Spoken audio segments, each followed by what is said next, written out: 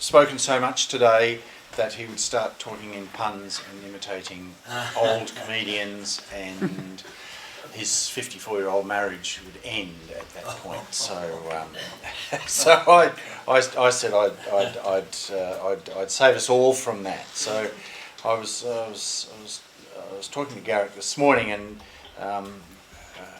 while he's had mostly a career as an academic, he started off as an engineer, which I'm very happy that we have a couple of engineers here. I'm an engineer. I never left the profession, so I'm pleased to see some people start and move to perhaps more noble things, which would be good.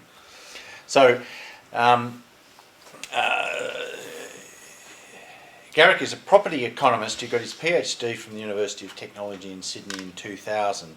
Apart from his earlier degrees in geomatic engineering and commerce, he also had an arts degree from the University of Sydney, and he studied philosophy at the Centre for Thomistic Studies, which he thought fitted in very well with the engineering background, and I think that's probably right.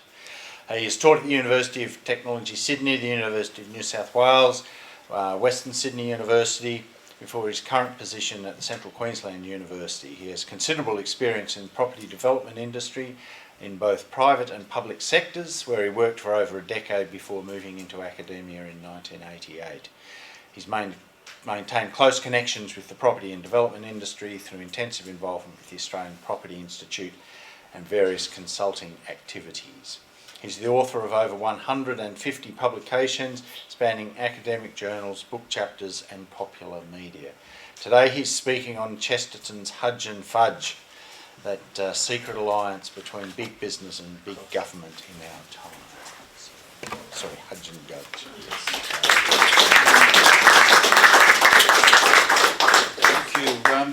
Just excuse me while I start this machine.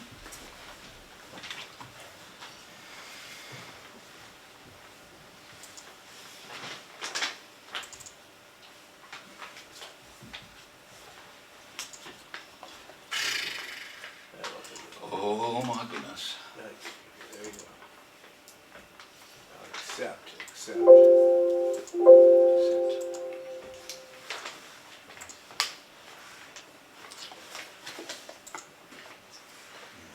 Okay. I'm going to be looking away from you a lot this afternoon, not because I'm bored, but because I want to see where I'm going with this stuff. What my purpose is today is to look at three characters in that only take a very tiny part of Chesterton's corpus, but I think they touch on some extremely important things that in our part of history, largely because of our enculturation, we've forgotten. Okay? And they have to do not with economics so much, but with the very foundations of what anything in the economic world needs to consider. And I think Chesterton caught it very well back in 1910 with What's Wrong with the World, or at least a little tiny part of it, where he introduces us to three people. Hudge and Gudge are the two most important because they're really the antagonists that are trying to ruin the world for this third person, Jones. Some of you may be familiar with What's Wrong with the World. Dale mentioned it this morning, and that's really what I'm going to sort of drill into today. But I'm not going to be starting from philosophical foundations and literature. I hope to be able to convince you that economics is actually connected to human society in a way which doesn't include just trying to grab stuff from people. Okay? And as it was mentioned before, I spent the early part of my year teaching, well, actually involved in the business of making money without working. Some of you might be interested in that. Eventually I sort of got a conscience and I became an academic and studied some other things. And one of the interesting things about us, I was mentioning to someone this morning, that we introduced, when I was at UTS, we introduced a subject on the history, anthropology and philosophy of property rights. where we looked at the different ways that different societies had used real estate, land, over the years in the different great civilizations, and also today across the world amongst Indigenous people. And that caused me to have a lot of dealings with Indigenous people in a couple of parts of the world, principally the South Pacific, Fiji, East Timor, a little tiny bit with Australian Aboriginals.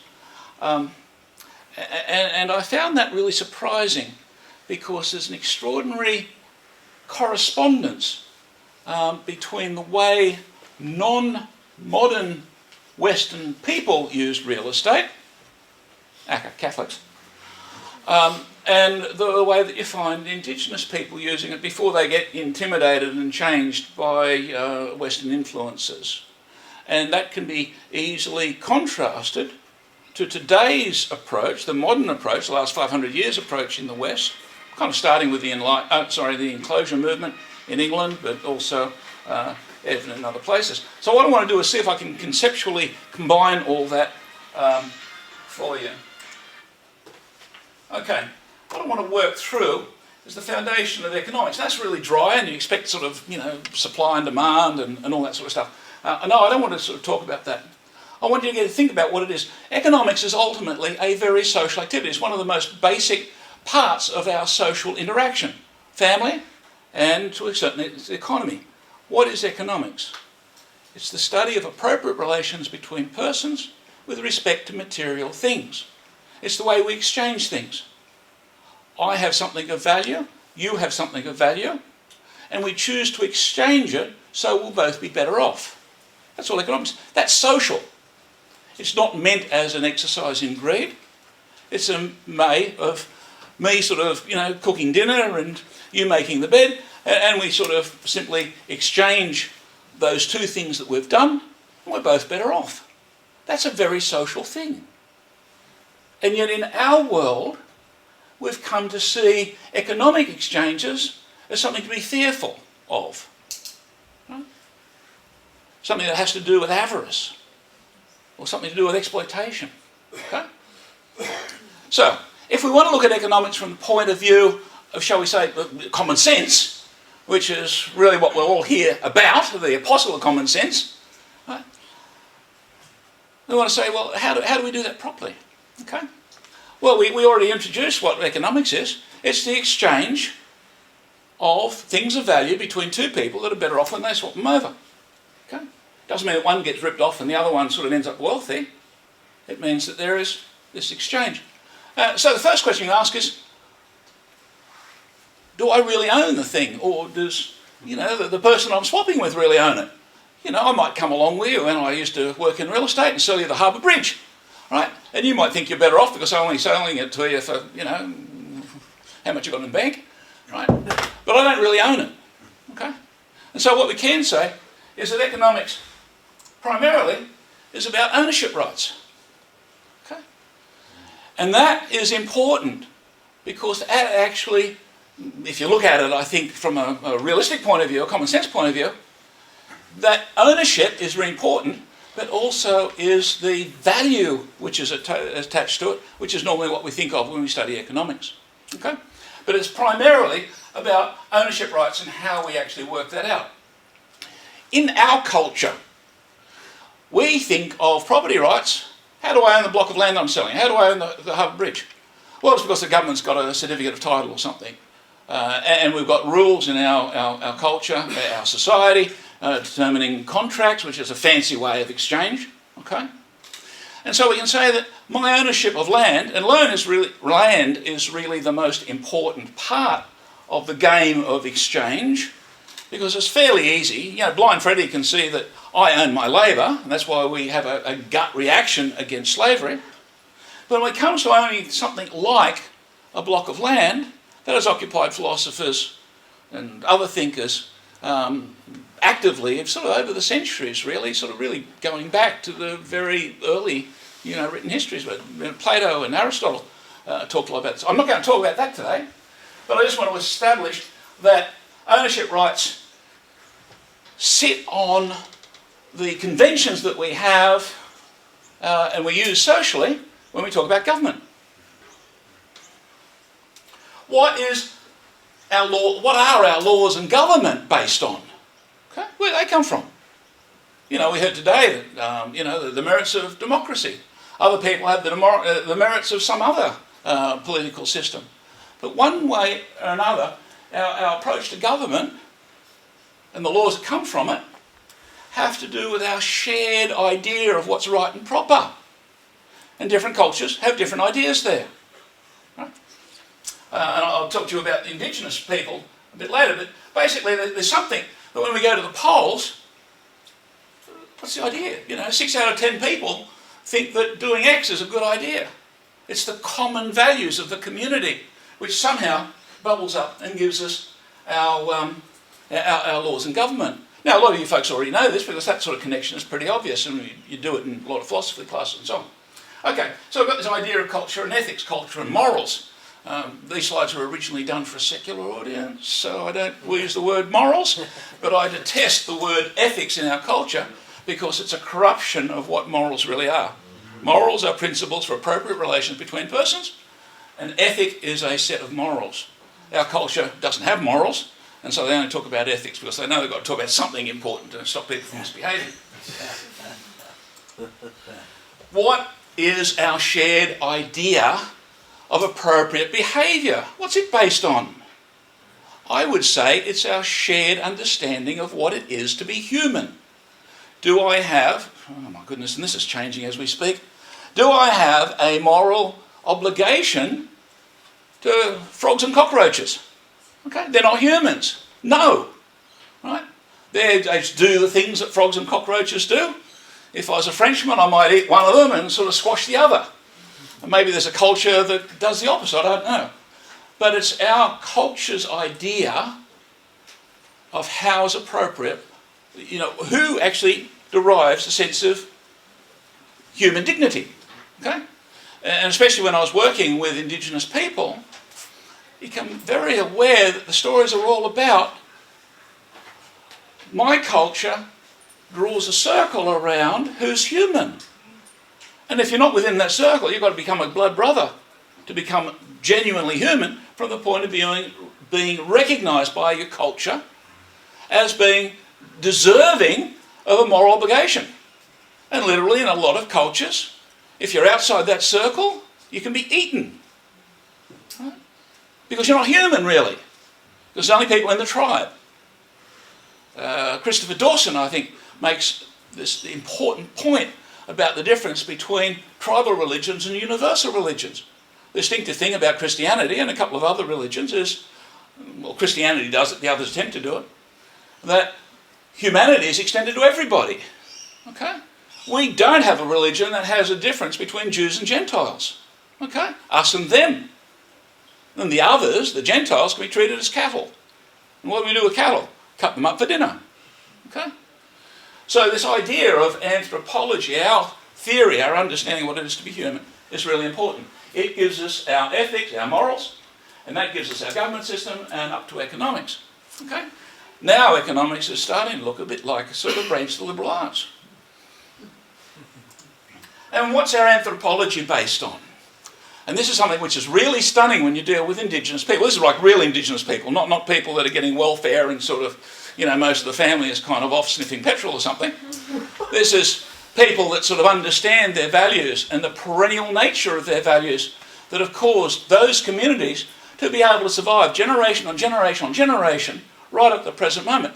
Now, they may not have built skyscrapers and sent rockets to the moon, but when you come across the genuine examples of that, very often they're people that have a great sense of respect, of obligation to their community, and they're able to do things in a way which is truly perennial.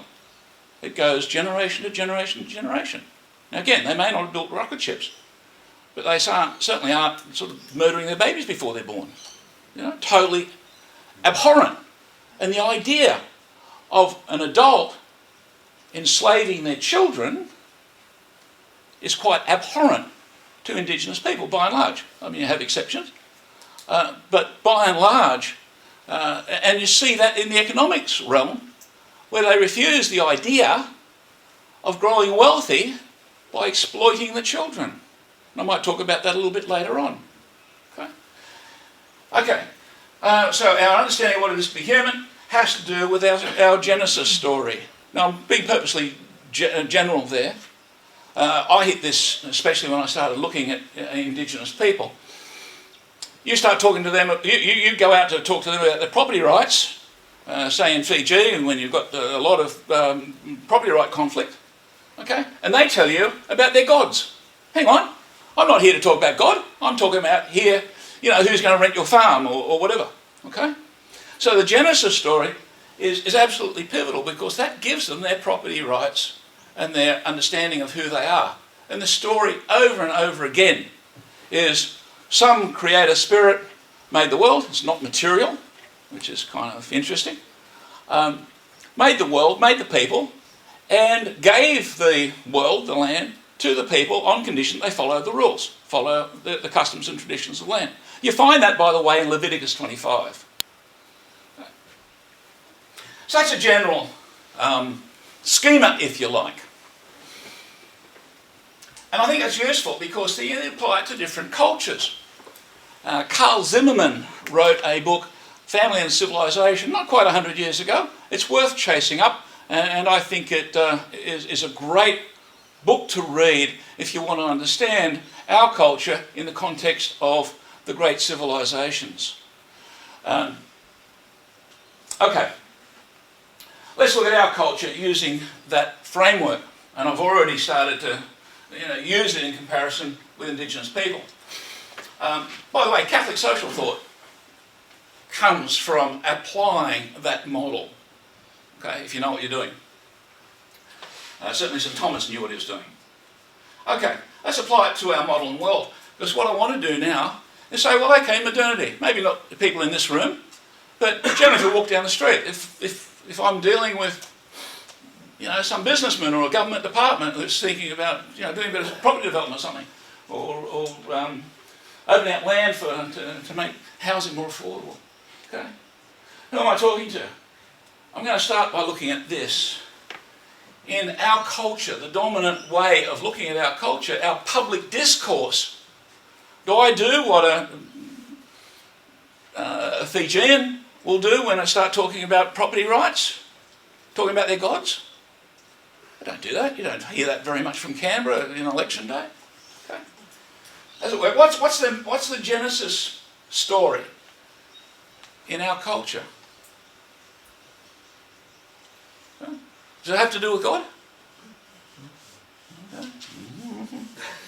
Okay. You won't find that sort of, it's got to do with the Big Bang. Atoms coming from nothing. How do you do that? Well, it just happened, right? Because there's no God, so it must have happened by itself. Then they bump together, and actually they only start off a tiny little critters that bump together and become atoms, and they bump together and become molecules, and they bump together and become stars and suns and all that sort of carry on. And they keep on bumping together, and eventually some of them bump together in really bizarre circumstances, and they turn into life. Maybe just some little tiny itsy-bitsy critter, and they bump together and eat each other or whatever they do, and they sort of become worms and bugs and blah, blah, blah. And next thing, that's us. That's our Genesis story. What does that do when it comes, let's look at that. Western economics, constructed from our Western Genesis story. It's material, first of all, there's no God. Right? It's all just stuff that magically came out of nothing. Natural generation, that sort of stuff. What kind of a anthropology does that generate? It necessarily generates a particular anthropology, because we've got a Genesis story that says we're just the result of bumping together of atoms. Okay? What are humans then? Can we be anything more than the random bumping together of other humans? Okay? If I just randomly bump together with somebody, somebody's got to get out of the way. One will break, and the other one will maybe get bigger. Right? This random bumping means that all of our social relations, okay, are modelled on the bump. All right? I don't want to be constrained as a bumper, right? So I've got to be free. Now, this is a different definition of freedom to what the church has always used. Certainly, the church kind of back to the time of Christ, our idea of freedom is freedom to excel, freedom to be perfect, freedom to be what God wants us to be. That is a genuine freedom. And when you read the word freedom in any bit of Catholic literature, whether it's a papal encyclical or the writings of a doctor or father of the church, you've got to read freedom in that term. And I suspect most of the people in the room know that. Okay.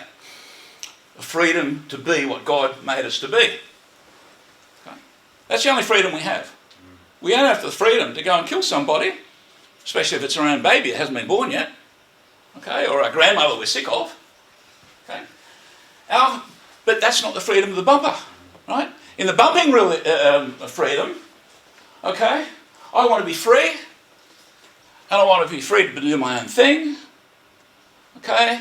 Now, somehow I kind of worked out that I got a bit of a brain. Descartes told me that, right? And so, in that world, my anthropology is that I've got a brain. I think I'm rational. So they say, and I have to be free, and I wanted everyone else to get out of my way. Okay? That gives us the definition of the economic agent, supposedly what human beings are. On the first day you go to economics classes, okay? Homo economicus, okay? Rational, self-interested individual, okay? I'm a lonely bumper, okay? I'm rational because somehow I've worked out I've got a brain. At least that's in my opinion. You may have a different idea. I think I'm a crazy man. Okay? And I'm self-interested. I want you guys to get out of the way. Or be my food. Right? Self-interested, rational individuals. Homo economicus. Now, Homo economicus doesn't come because some Chicago school economist kind of dreamt up that expression. It comes because it's the natural result of these things. It comes from nature. There's a causality there. Okay. If my anthropology is people are all self-interested, rational individuals. I should put those words in the order that they usually are for economists because now I'm getting muddled. Okay, what does that tell me about ethics? Okay, I'm self-interested. You're self-interested.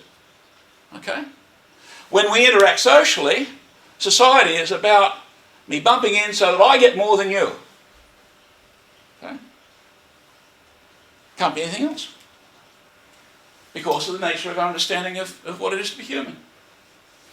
So our ethics is liberalist material utilitarianism. Okay, they're all set technical words and you'll probably learn about those in other places. But it basically means I want a good deal, you want a good deal. Adam Smith, I suppose it's a father of modern economics, basically said that if I get myself a good deal and you get yourself a good deal, we'll all have a good deal, we'll all be rich and happy. Fantastic. Okay? That's basically the myth of that particular line of economics that he supposedly fathered. He actually stole it from the French and a number of other people, but we weren't paying attention to that because in the English-speaking tradition we don't sort of really put footnotes in acknowledging Frenchmen or anybody else on the planet, right? So it means that our ethics is based on liberals. It has to be free, it's material, and it's got to do, and now utilitarianism comes from Jeremy Bentham and John Stuart Mill, which again, anyone who's been through Campion will know that. Okay, it means the greatest good for the greatest number. Pleasure maximisation, because pleasure is the only good, ultimately, because of material, no spiritual kind of values, really, because it's only just matter, just that happens. So we're going to have this utilitarianism, the moral last. No, it's not the last moral theory, but it's the moral theory which underpins economics, which most economists don't really want to admit to, and there's a story to that. It's liberal. Now, liberal here, we're just talking about the Catholic idea of liberal, the real meaning of liberal, the freedom to be what you're meant to be, what God's made you to be, what is actually, your form, to use a Platonic idea, okay? But here, liberal means get out of my way. Don't constrain me. Okay? Completely different meaning of the same word. And some of you folks who have done philosophy will say, oh, yeah, I remember all that, that's all good. Or maybe you've done a bit of theology, and the same thing. That word has been hopelessly forgotten. Chesterton put it into what's wrong with the world implicitly when he talked about Hudge and Gudge. Because Hudge and Gudge are both liberals. And it's important when we use that word, certainly within the modern context, to be clear of what is meant by it. First of all, it means freedom from restraint. Okay? When we bump, I want you to get out of the way, submit to me, benefit me. Now it actually has two origins. Across the Atlantic Ocean, liberal means something completely different. Okay? And I think the most colourful, or the most elegant example of that was in the American Civil War. You had two armies fighting against each other, and they both had the same battle cry: liberty. Okay? The English wanted English liberalism, right? Which gives us the mercantile capitalism, which basically sort of is the first, if you like, corruption of the economic order after the medieval era. Once they sort of threw Christ out of the marketplace, they wanted this freedom to maximise their profits, okay? And that became British liberalism. So if you're a British liberal, why we have a political party, some people vote for them, I think, in Australia, and they have that name in their title. For an American or a Frenchman, they think, Liberal Party? No, that's a Republican Party or something, right? Got nothing to do with Liberal, because those Liberals are dreadful left-wingers. Right? And normally when we talk about someone being, very liberal, well, usually somebody who doesn't respect marriage values and so on. Easygoing, usually a bit of a socialist, right? So we've got these two ideas, two definitions for the same word in modernity. We've got the right-wing liberal, which is actually the earlier liberal, the British liberal, and then we've got the left-wing liberal, which tends to come out of the French Revolution and that sort of revolutionary idea. Some people say that it's the way that the British exported the liberal kind of idea onto the continent, and they thought it was a bit weaker, and so they thought it would be safe. Anyway, that's a story for another time. But there's one word, freedom from restraint. Now, what kind of a legal government system does that produce? Okay.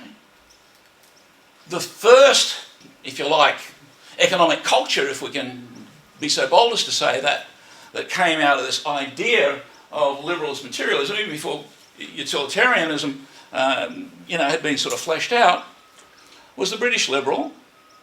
Marx Weber would sort of talk about that, and there's an awful lot of debate about it, which again is a story for another day. And that gave people the freedom to make profit without restraint.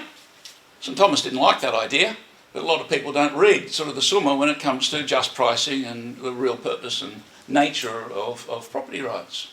Okay? But this liberty to make profit without restraint made the Industrial Revolution, rather than the application of tools to help humanity, into the use of tools as a weapon to go enslave the majority of the community.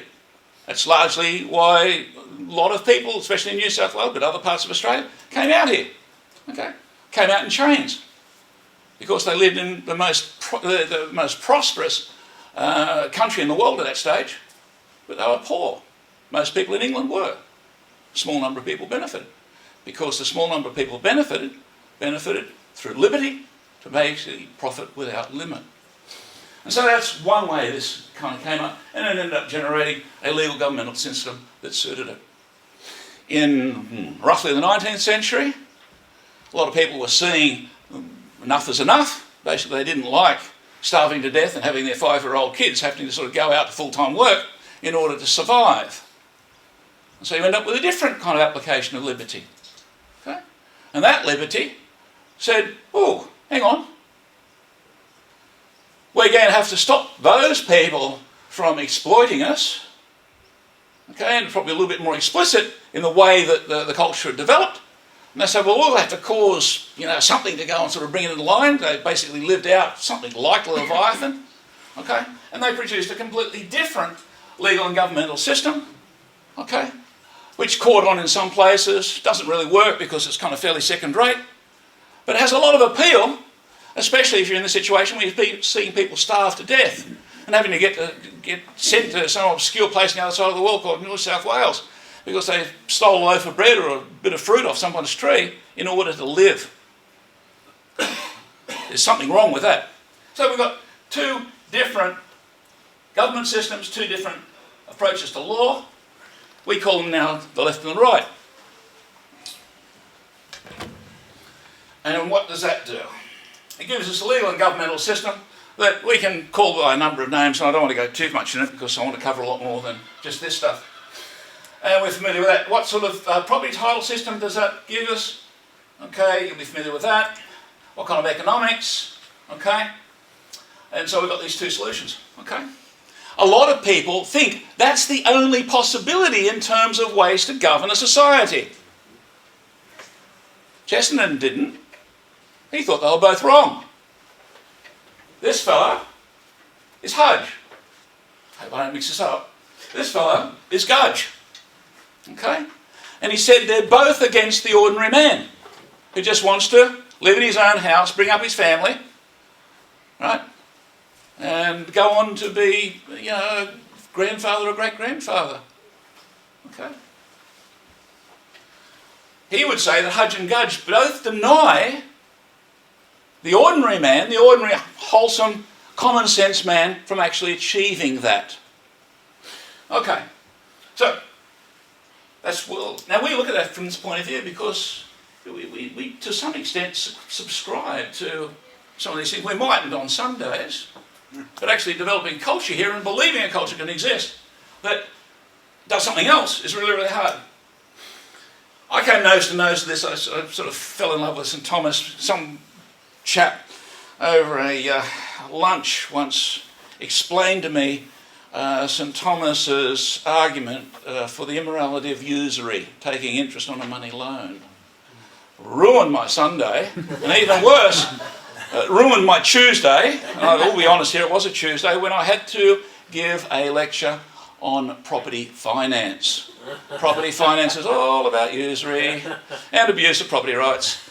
And this fellow ruined, as I say, I almost had to leave my academic career. But I went on and I discovered that Catholic social law is absolutely magnificent if it's based on St Thomas Aquinas and those ideas which are consistent with it.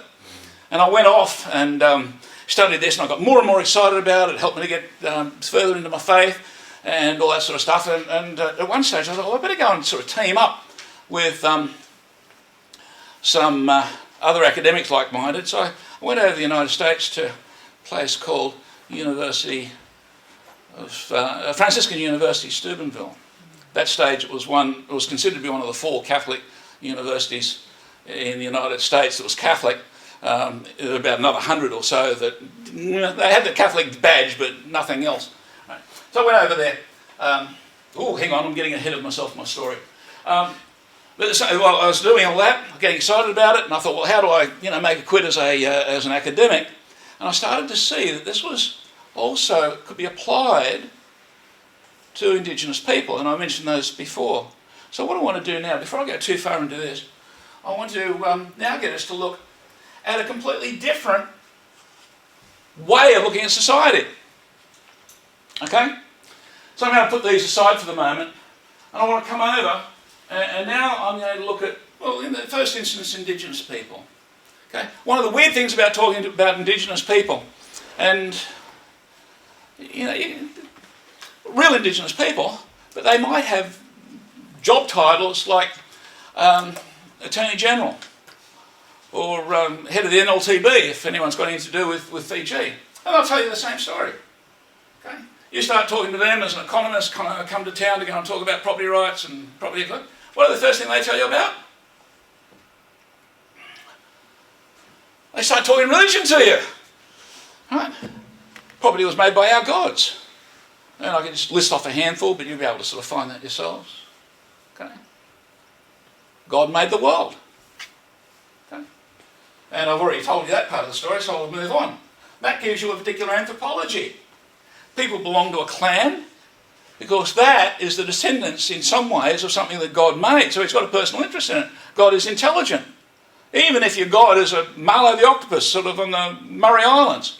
Okay? Still a very intelligent octopus. He's so smart that he's able to make people and give them their intelligence and tell them these are the rules and customs you've got to live in your life. Okay. If you belong to a clan and a god, okay, it means you've got obligations to your other people. You're connected to them. Now you hear this rhetoric today, usually by socialist-inspired kind of Aboriginal, so-called Aboriginal activists, that sometimes don't have a tan nearly as well as mine, but they sort of profess these things, but usually from a Marxist perspective. Now I start telling nasty stories. What kind of a moral system, a cultural system, do they have? I'm just going to make this an assertion, but you can sort of check it out yourselves. Indigenous people like to use the expression brother when they're talking about someone they hardly even know. As long as you're part of the tribe, we're going to accept you in that way. There's a sense of connectedness, right? What's the second commandment? Love your neighbour as yourself. Why do you do that? For the love of God? That's exactly what these Indigenous people do, because God made them and he said, hey, you can have the land as long as you follow the rules. Right? Serve me by serving your neighbour. Right? I've got a theory about the Tower of Babel, but I won't have time to talk about it. But you find that when you come up here to the culture and ethics. It's based on this idea of service. Okay? What is service? It's when I've got a power, I choose not to use it to benefit myself, but to benefit you. What's the definition of love? To will the good of the other. Okay?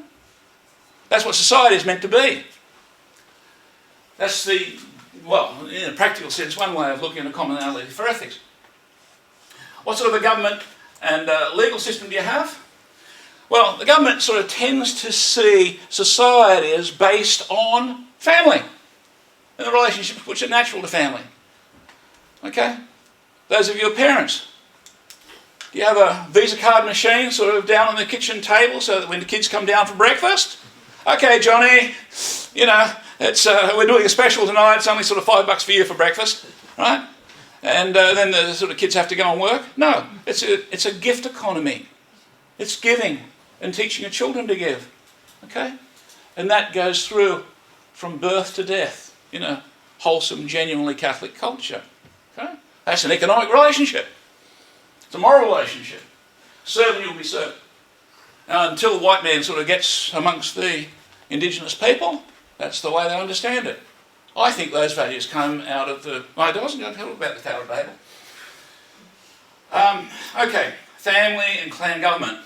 Society built on the model of the family. I think the family is built on the model of the triune God. You know, we will make God in our own image, right? So I think that's where it all comes from. I think that's real. I think that's actually what, you know, is behind our creation. How does that property, what does that make property look like? The curious thing about Indigenous people is that God made the land for our people, we have to share it all together. We don't profit at the expense of the next generation. So you can't sell off the land. Again, if you go back to the Bible, Leviticus 25, Jubilee, the land is returned to its traditional owners. Well, that's to use kind of Australian. This is being recorded.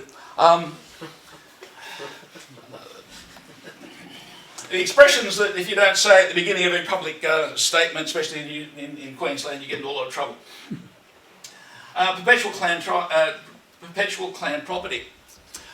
Can Indigenous people having a housing affordability problem, especially for young people, can they have that? Simple answer. Got 2 letters. I'll let you work it out. Right? Doesn't happen. That's the way God intended it. And an appropriate application of Catholic social thought will also not generate an affordability problem. But ours does. And what's our economics? Property wealth is ultimately for the community. Now we can actually sort of think through, and again, I don't have enough time for what I want to cover here, why that is the case and why it's a very wholesome thing. There's a whole approach to economics is based on that. And it was an approach that was common, shall we say, for a good part of the last 2,000 years. Okay, totally different approach to community. One is community, like society, is what I get a maximum out of, Okay? Right? And the other is I am something that I put into, and if everyone plays the game the same way, putting in, everyone ends up better off. Okay? That, when I explain it like that, sometimes can be misunderstood as social. It's one of the reasons why the socialists often zero in on Indigenous people and basically use them, their little minions, to achieve their revolutionary ends. And it's never for the good of the Indigenous people, okay? But it's a good sell. There's a distinction here, because this is actually motivated from a completely different bias to these, okay? The sociologist Tonnies looked at different societies that you find around the world, different groups of people, and so you can break them into two different types of societies, right? One he described as an association kind of society where I've got social relationship with you because of what I can get from you and you can get from me, and we're both happy. The other type of society is a society what he called a community. Okay, and we use that expression a lot, especially in Catholic circles. Okay, but the reality of community has got sort of something a bit safer, a bit more friendly, there's love involved, right? And so Tony saw that you could sort of separate societies in these two types: association type societies. I join, the local football club for what I can get out of it. They win, they've got better pokies, whatever it is that I'm doing it for. And if they don't win and their pokies aren't as good, I'm out of here. Right? So I don't really have any commitment to it, apart from what I can get out of it. Right? That describes both of these, Hudge and Gudge. This is something else. Okay? Some people will tell you that we all start life as naive realists. That's the philosophical system of a 2-year-old. Okay? Takes a modern education to go and knock that out of you. If you're fortunate, and you really look closely at the thinking of the fathers of the church, the doctors and Thomas,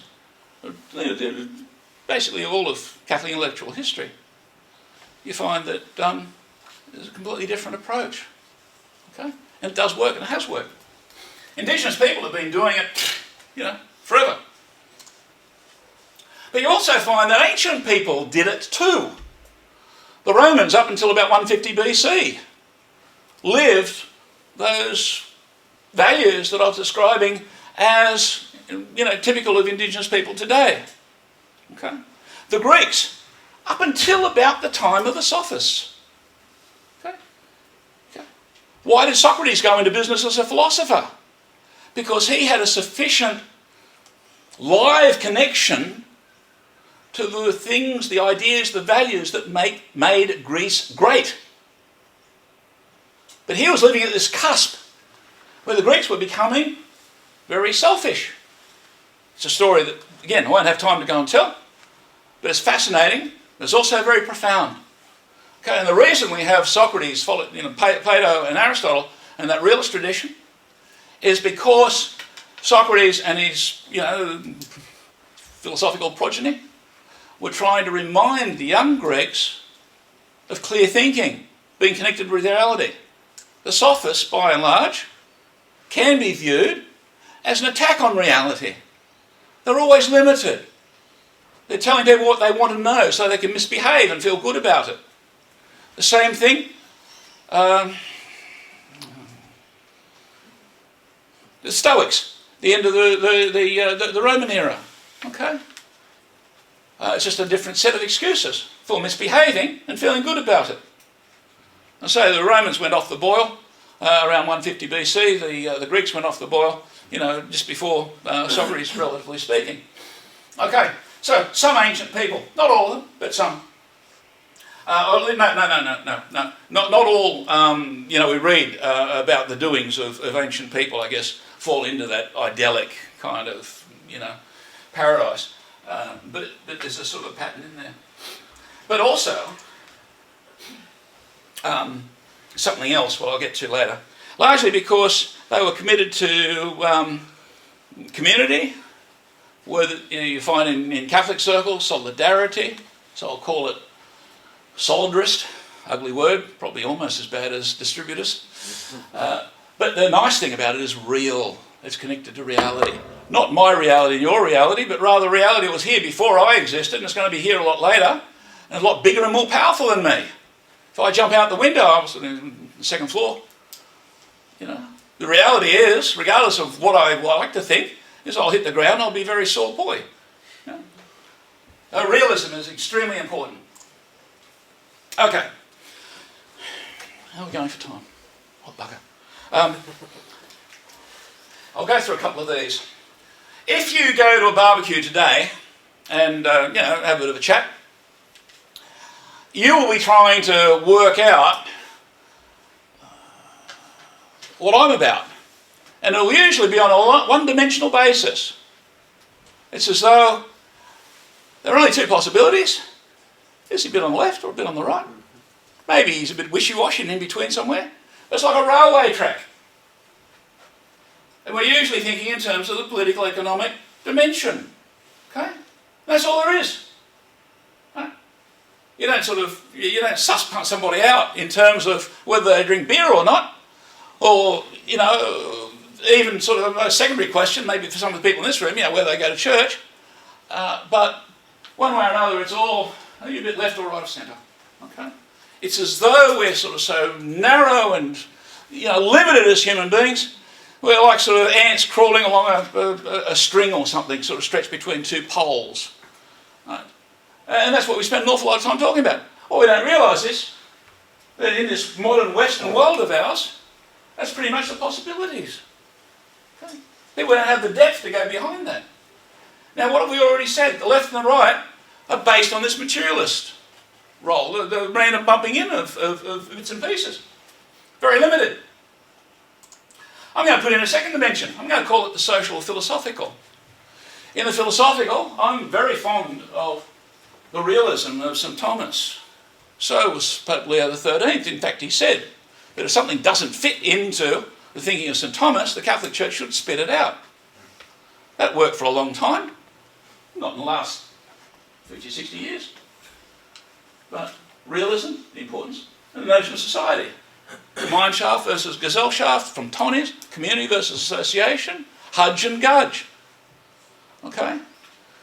No, Hudge and Gudge are both down. I'll get onto that shortly. Okay? Is there a different philosophical system?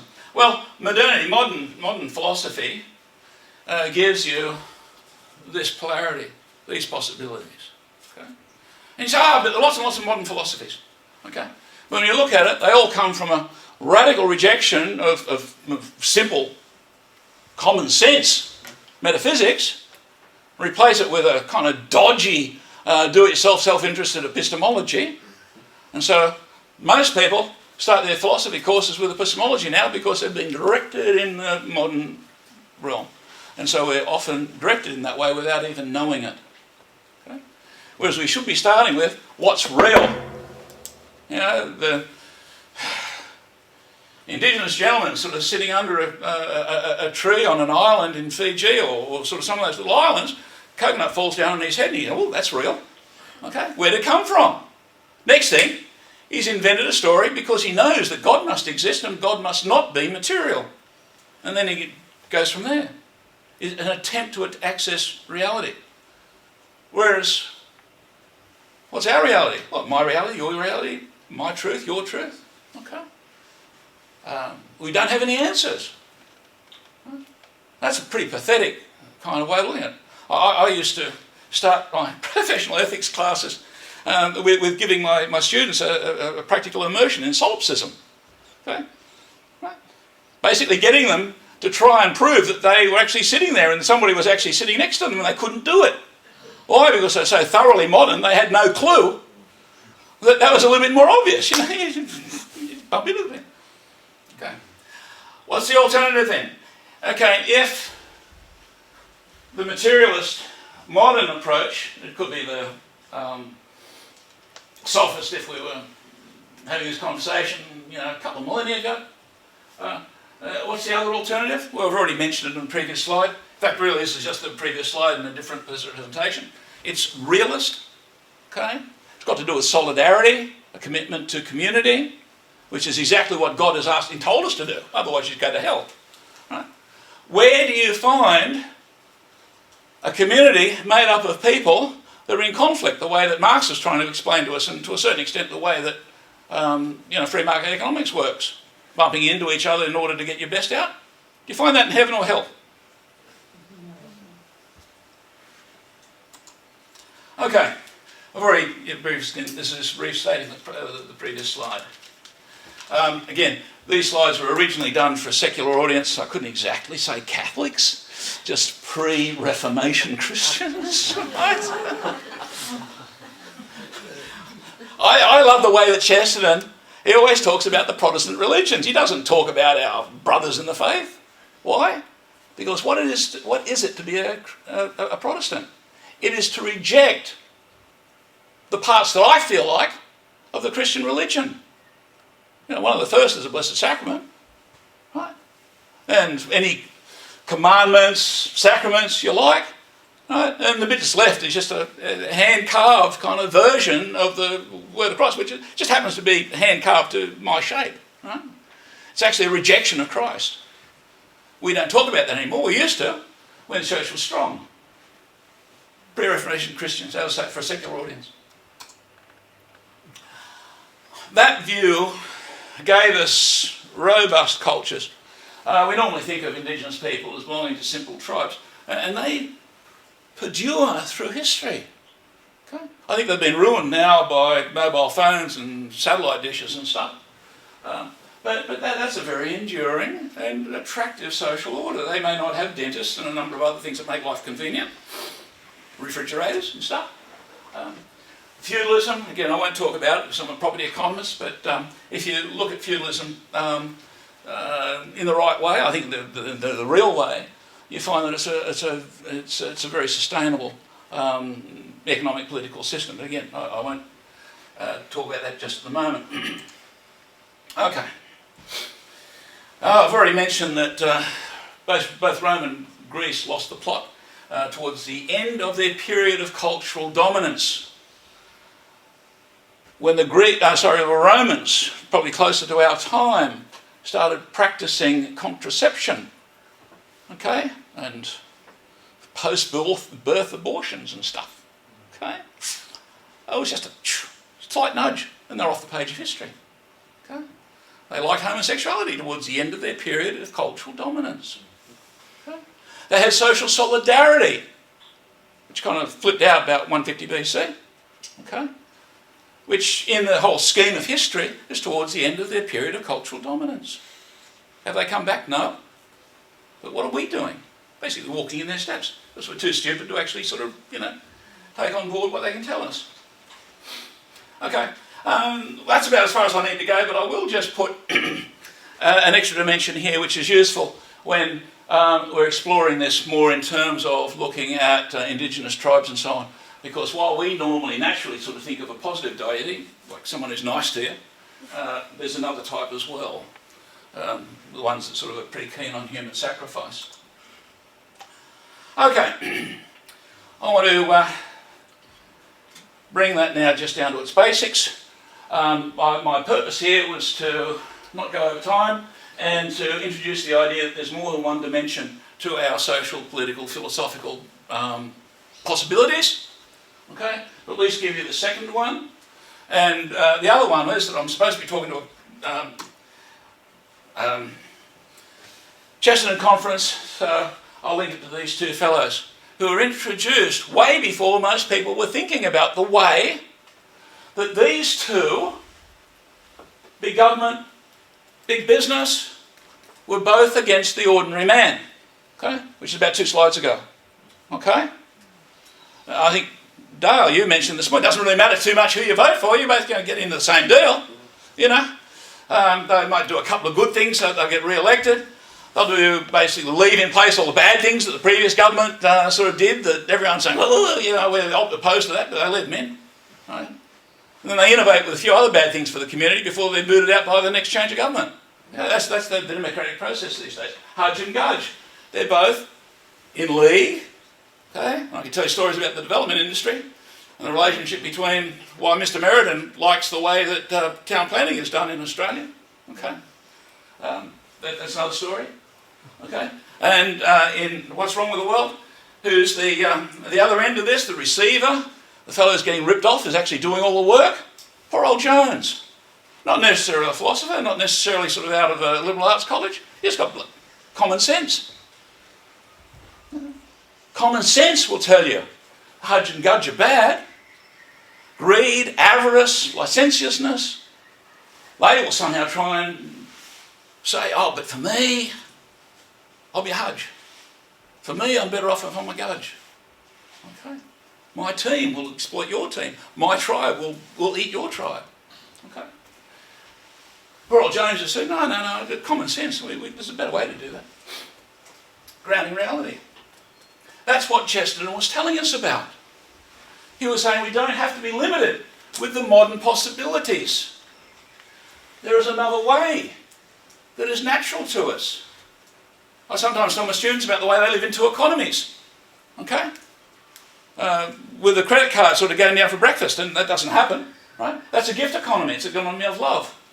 Sounds a bit quaint these days, because a lot of Catholics have forgotten that justice is always also in the nature of God. But the alternative is this exchange economy, which is an exchange of taking. Chesterton is pointing out that both the taking approaches, which all come from modernity, all come from modern philosophy, bad. Very simple.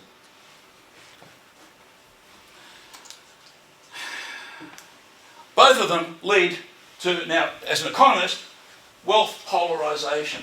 Slavery, quasi-slavery, well, we can talk about wage slavery. Doesn't matter which you are here. Okay? They all lead that way. And that's why we've got a housing affordability problem, not just in our country, but most of the developing countries in the world. Is it going to go away? Not as long as we live in a materialist, modern philosophy-based culture. People ask me, what's the solution as an economist? It's a bit of a tricky thing because none of us want that. Okay? Who's right and who's wrong between Hudge and Gudge? None. The difference, though, is I don't know why people vote for that chap who used to be your president. This one's pretty easy to spot. It's pretty much a failure. Right? Okay? It's all done by trickery. It tends to exploit people. It doesn't last very long. The communist Chinese have become the somehow entrepreneurial Chinese, whatever it is. That's an easy one to knock out. What do? I remember when I first encountered problems with the church. I was in a parish, kind of bicycle distance from where we're standing right now. And it turned out that the religious order that ran it were all homosexuals. And I was very, very involved in the parish at that stage. What did I do when I discovered the church has got sort of bad people in it? I didn't know anything about all this progressive, modernist, sort of right-wing, left-wing, all that sort of stuff. I ran to the other side. Because I thought that was a solution. A lot of people do that today. I hate the socialists, therefore I'll become a Gudge. They don't realise that both of them are wrong. Okay? Chesterton could see through that at a time hardly anyone else was. And I think that's why it's a lesson for our time. Okay, I've already mentioned this name before. Not only is it the Catholic solution, I think it is the solution to the social problem. Sometimes when I'm allowed to give talks on Catholic social thought, especially to an audience I'm not familiar with, I say, well, the first thing you've got to know about Catholic social thought, that it is not Catholic. Catholic social thought is that area of understanding. It's got to do with the way that family works, society works, politics works, economics works. It's got to do with how we operate as people. Right? Catholic social thought is not Catholic. It is simply plugging into common sense, reality, humanity. Right? It's just that the Catholic Church is the only show in town that actually understands it, which is why we should be teaching it, why we should be understanding it and exploring it in greater detail. We tend not to, because we get caught up with Hudge and Gudge. Is this a new idea? Well, in 1910, it was visionary for Chesterton to say that. But when we get to the great papal encyclicals on the social question, like the economic question, and the two that I'd recommend to you, if you haven't read them already, Rerum Novarum by Pope Leo XIII, 1891. 40 years later, 1931, Quadragesimo Anno by Pope Pius XI. It's a little bit thicker, still wonderfully shorter and more succinct and better written and more precise. Basically everything compared to anything that's written this side of 1960. So Quadragesimo Anno is a brilliant bit of work. Pope Pius XI was very good on a lot of social issues. His encyclical on marriage, everyone should read that. Cascanubi. Okay, Quadragesimo Anno, 1931, paragraph 46, and you guys can read that, or maybe you have while I've been sort of rabbiting on, okay? But I just want to point to a couple of points. He says the twin rocks of shipwreck must be carefully avoided, okay? Twin rocks of shipwreck. You have to navigate between them, otherwise you'll end up in all sorts of strife for society, okay? Two of them, not just the communists, right? Who's the other guy in town? The bad guy? Gudge? Okay.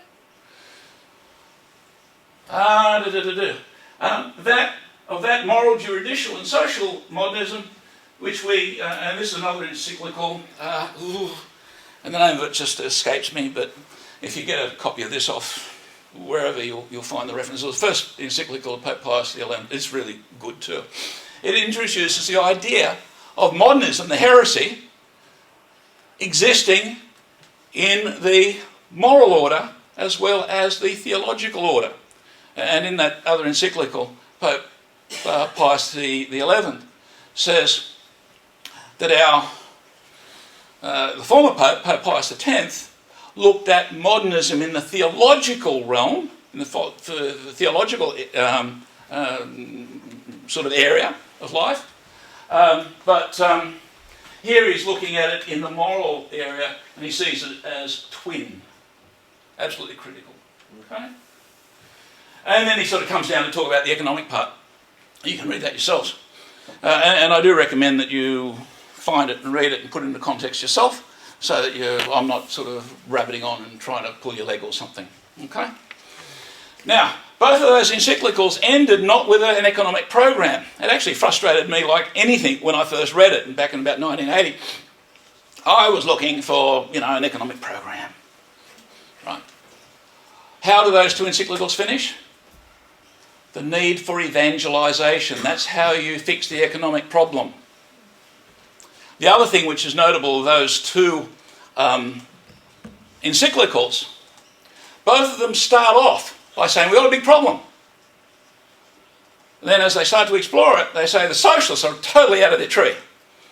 Okay? To paraphrase. Okay? And then probably about, the middle 2/3 or 3/4 of the encyclical is why the economic system, free market system, the capitalism, whatever, is bad. Okay? And I say that's the great bulk. And the last little bit is how do we fix it? Both Hudge and Gudge, both capitalism and socialism, we fix it with evangelisation. It's curious because today we find Catholic scholars, so-called scholars, who, when I was given Rerum Novarum, it was because I was seriously involved in economics, and I was, a very good friend of mine who's passed away now, God rest his soul, said, you need to read this because you're an economist. It's about the economics. It's about market economics and what you've got to do to understand that. Okay? It wasn't so long ago, it was a couple of years ago now, I was in a forum a bit like this with a chap, he's actually got his doctorate supposedly in Catholic social thought, who was telling me that Rerum Novarum was the great encyclical against communism. I think, what? That's about 10% of the paper. Okay, so what I hope to do there with this layout is to introduce a different way of understanding the economic problem, okay? And to show you why Hudge and Gudge was really insightful. It's especially used for our time. The way that Jones represents the common man, the Catholic solution, the real solution, and the solution that we all need to get back to. So I think that's about as far as we need to go today. Thank you. Great.